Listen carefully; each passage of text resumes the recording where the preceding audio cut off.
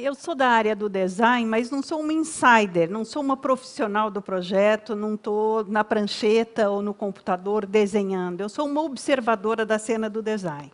E uma das coisas, o assunto que eu escolhi para tratar aqui é o design e os outros 90%. O que quer dizer isso?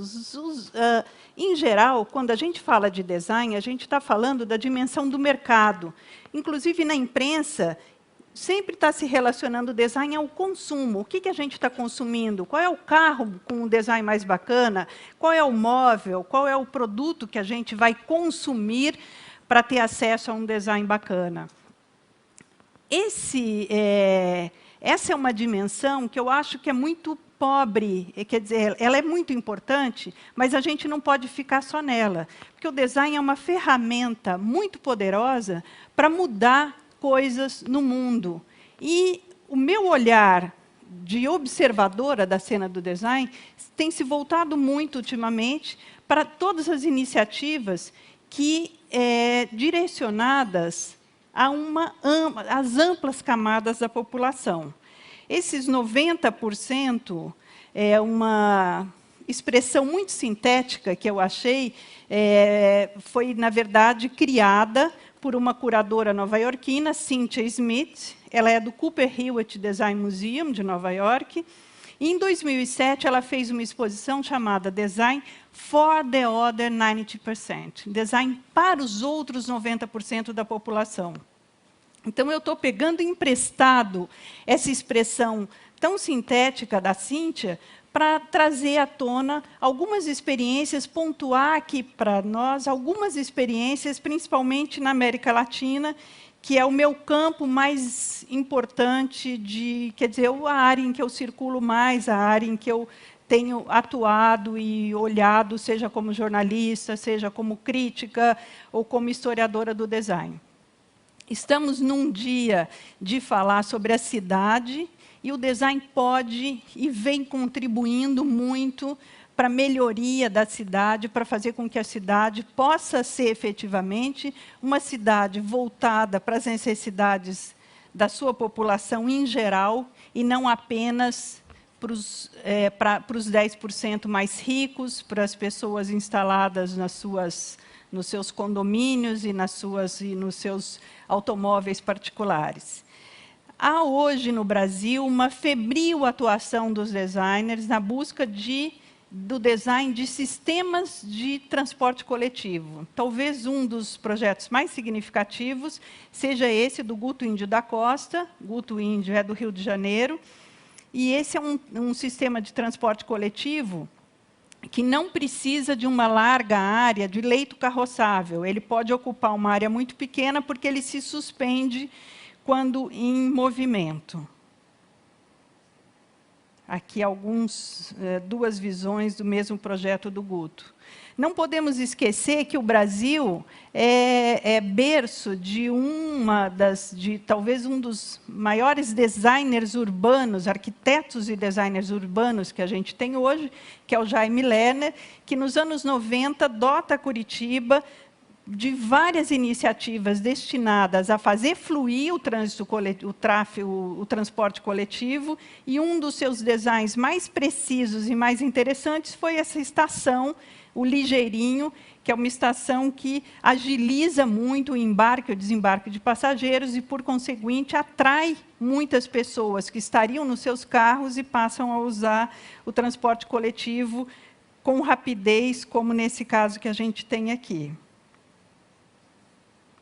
O próprio Jaime continua projetando coisas incríveis. Nesse momento, ele está viabilizando esse carrinho elétrico para ser, não de propriedade privada, mas para ser usado na cidade.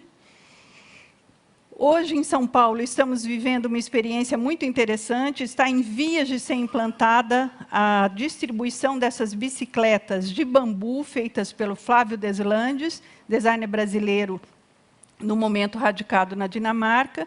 E essas bicicletas vão ser distribuídas para transportes de curta distância na periferia de São Paulo. Essa é uma invenção brasileira de 2002, de Curitiba, do Osório Trentini e equipe, Em 2002, quando foi lançada, a revista Time deu como uma das 10 maiores invenções daquele ano. É um triciclo destinado ao transporte em curtas distâncias urbanas, e agora eles lançaram há pouco tempo a versão elétrica desse triciclo. Então, é uma alternativa para aquela pessoa que sai de casa, vai até a padaria, vai usando o carro. E hoje a gente tem mais de 600 mil desse triciclo, TRIC, vendidos em mais de 20 países do mundo. Em geral, quando a gente fala em design, a gente pensa em materialidade, em algo material. No entanto, o design também está na imaterialidade. O design desse site, Caronetas, feito em São Paulo no ano passado, hoje foi escolhido pela Universidade de Michigan como uma das 15 melhores soluções para melhorar a mobilidade urbana. E é muito simples. Eles cadastram empresas, no momento mais de 1.000 empresas já estão cadastradas nesse site, favorecendo o transporte solidário, as caronas entre os funcionários das empresas que estão filiadas, que estão cadastradas nesse site. Design gráfico tem um papel muito importante de incitar atitudes que façam a gente ter uma vida melhor na cidade.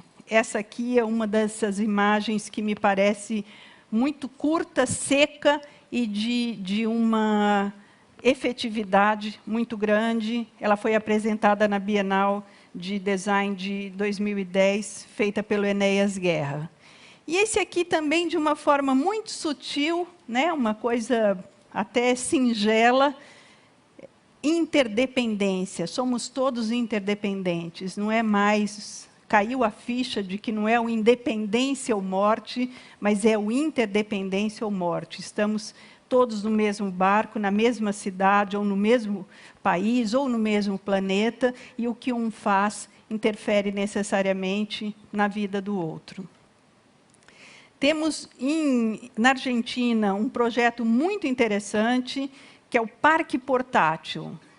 É um projeto feito de uma forma que você consegue dotar, quase que de uma forma nômade, você consegue dotar áreas de parques muito efetivos. Esse é um projeto que me parece dos mais importantes que a gente tem hoje. É um projeto do Alejandro Aravena, ele é um arquiteto chileno, arquiteto e designer chileno, e ele fez uma coisa genial. Para as casas de habitação popular, ele propôs um sistema chamado Elemental, de forma que o poder público construa a casa, cubra com telhado a casa toda, mas construa efetivamente só metade. A outra metade, essa metade que é construída, é aquela parte mais complicada, a parte que tem encanamentos, que tem a fiação e tudo. E a outra metade é deixada para o próprio morador construir. O que acontece? Acontece que o morador consegue fazer do seu jeito, uma coisa que tem a sua coparticipação, e o investimento inicial para comprar aquela casa, aquela metade de casa, é muito mais em conta, muito mais barato do que algo que já viesse inteiramente pronto. Nós falamos aqui de design para os outros 90%, mas eu acho que uma outra coisa muito importante é o design com os outros 90%. Não é algo que a gente faça e que direcione para os outros, mas que a gente faça com as pessoas. Esse é o tema do meu último livro, Design mais Artesanato, o Caminho Brasileiro. Iniciativas que têm sido feitas nas bordas das grandes metrópoles ou nas regiões rurais mais distantes do país, de união entre designers e artesãos, visando a requalificação, a melhoria da qualidade do objeto artesanal brasileiro. Então, o que está se fazendo? Está se fazendo coisas como essa na favela da Rocinha, no Rio de Janeiro. Design têxtil com uma qualidade tão esmerada que o verso é tão ou mais bonito do que a frente do tecido. Aqui luminárias também feitas pelo pessoal da Copa Roca, a cooperativa das costureiras da favela da Rocinha. Laboratório Piracema de Design, outro ator muito importante, tem ido por várias partes do país, aqui na Ilha do Marajó, no Pará, e tirando a identidade, tirando o partido da linguagem daquele objeto, da paisagem natural ou da paisagem construída daquele local. Essa requalificação do produto artesanal não existe só na elaboração dos produtos, mas em dotar os vendedores dos produtos artesanais de sistemas para valorização do seu produto. Aqui a marca feita para as vendedoras de ervas do mercado do Ver o Peso, lá em Belém do Pará também. Há uma pesquisa muito intensa do uso de materiais locais. O Brasil, esse país com essa costa enorme, com uma bacia hidrográfica incrível, temos um potencial muito grande com esse material, que é o couro do peixe, as plantas desidratadas do cerrado e o potencial muito grande do lixo, que é, segundo Buckminster Fuller, já desde os anos 60, ele já falou, o lixo é o único recurso em crescimento hoje no planeta. Todos os outros estão decrescendo. E a gente tem projetos muito bacanas feitos com restos, com dejetos, como esse aqui da Mana Bernardes, do Rio de Janeiro, com garrafas PET, ou esse aqui de reaproveitamento de papelão no interior de Minas Gerais, numa cidadezinha chamada Maria da Fé. Na Argentina, um trabalho muito bonito tem sido feito no norte, em Jujuy. Há toda uma recuperação dos materiais locais, das linguagens e das técnicas, pelo grupo Usos. E outra experiência muito interessante na Argentina é do designer Alejandro Sarmiento, que pegou essa velha ferramenta para cortar couro, que era usada nas estâncias argentinas, redesenhou essa ferramenta e transformou numa ferramenta para cortar garrafas de PET. E, através dessa coisa muito simples, inclusive o desenho ele disponibiliza na internet, as pessoas podem fazer das garrafas, da reutilização das garrafas, objetos incríveis, com muita facilidade. No caso aqui, a gente tem o corte muito fácil e depois o tratamento, né, e a transformação em objetos os mais variados. O Alejandro Sarmiento tem feito esses projetos com comunidades, inclusive penitenciárias, da Argentina. Em Uruguai, o projeto mais interessante é o Hecho Acá. Me parece muito interessante essa própria expressão, Hecho Acá, numa parte do mundo em que a gente sempre quer olhar lá fora, né, e não aqui.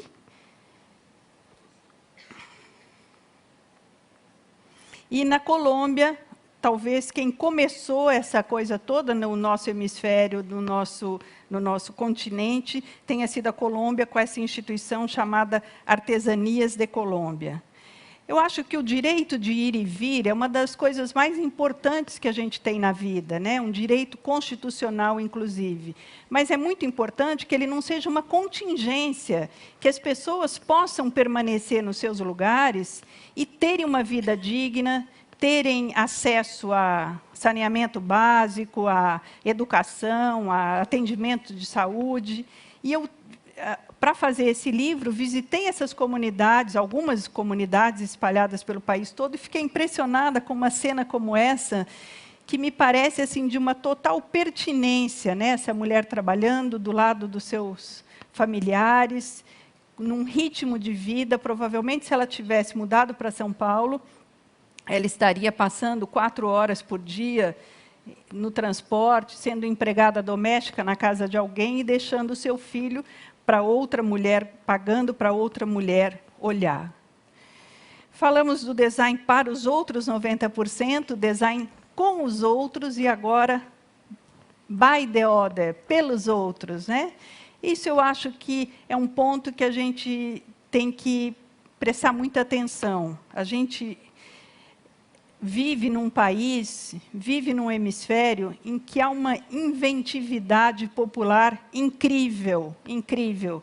Muito antes, até que essa palavra ecologia existisse, fosse falada dela nos dicionários, né, incluída nos dicionários, o povo brasileiro já era ecológico, movido pela miséria, pela necessidade de transformar o seu cotidiano e fazer coisas úteis a partir do que encontrava no seu cotidiano. Exemplo, essas churrasqueiras de calota, de pneu ou de tambor de máquina de lavar, carrinhos. Incrível como os ambulantes brasileiros têm uma capacidade de entender a questão de como o design é um signo identitário, através do qual ele vai se diferenciar do concorrente, e fazer coisas maravilhosas, como esse carrinho de pipoca, do Crato, essa louca máquina de vender cocadas, inventada por um vendedor em Penedo, em Alagoas. Quer dizer, a gente vê aqui uma compreensão tão interessante do design, que é uma compreensão que mostra que a forma vai além da função. A forma não precisa seguir apenas a função, a forma pode seguir e segue hoje outras coisas, como a emoção, como a necessidade, a vontade de expressão. E um exemplo maravilhoso disso são os carrinhos usados pelos vendedores ambulantes de cafezinho no centro de Salvador. E o criador mais incrível deles é o Paulo César de Jesus, com esse carrinho que, além do mais, fica tocando CD e atraindo a sua enorme freguesia. Essa inventividade é uma coisa disseminada pelo nosso continente. Esse grupo da Colômbia, chamado Popular de Lujo, é um grupo que vem fazendo pesquisas do design gráfico colombiano, esse design vernacular colombiano. Nas universidades, a gente aprende aquela estética bauhausiana, a gente aprende algumas coisas, e na hora em que a gente vai para as ruas, a gente vê essa explosão de cores, formas, esse excesso, e coisas muito incríveis. E aqui não consegui me conter em ficar só na América Latina, porque eu acho que a gente tem muito a ver também com a África, e eu tenho me debruçado sobre um acervo de cultura material africana, e aí a gente encontra coisas como esses braceletes feitos de cano de PVC reutilizados. Para mim, podiam estar na vitrine de grandes relojoarias, essas conchas feitas com panelas recicladas, e, no caso, são panelas de pressão, até os pedaços de plástico das panelas de pressão reutilizados e reinventados nesse trabalho. Eu acho que é muito importante a gente ter olhos para essa coisa. Às vezes a gente esbarra com essas coisas na rua e não percebe quão importantes elas são. E eu acho que a gente não consegue reconhecer esse outro exemplo de design africano, nesse caso aqui, utensílios feitos de plástico no Senegal. Eu acho que a gente não consegue reconhecer o que a gente não conhece. E se a gente, então, precisamos conhecer e valorizar essas iniciativas, porque eu acho que elas são a única forma da gente se alimentar para poder preservar essa diversidade tão incrível que caracteriza as culturas latino-americanas, especialmente a cultura brasileira. Né? Eu acho que há um caminho do Esperanto, há um caminho de padronizar as coisas. Esse caminho é muito estéril. Em pouco tempo, ele nos levaria à falta de perspectivas. Então, é muito importante que a gente conheça essas iniciativas populares todas, para que a gente possa celebrar a nossa diversidade, a incrível diversidade que a gente tem nesse país. Então, acho que voltar os nossos olhos para os outros 90%, com olhos de respeito e de reconhecimento, porque esse vai ser um passo muito importante para a gente viver num mundo plural, num mundo multicultural e diverso. Obrigada.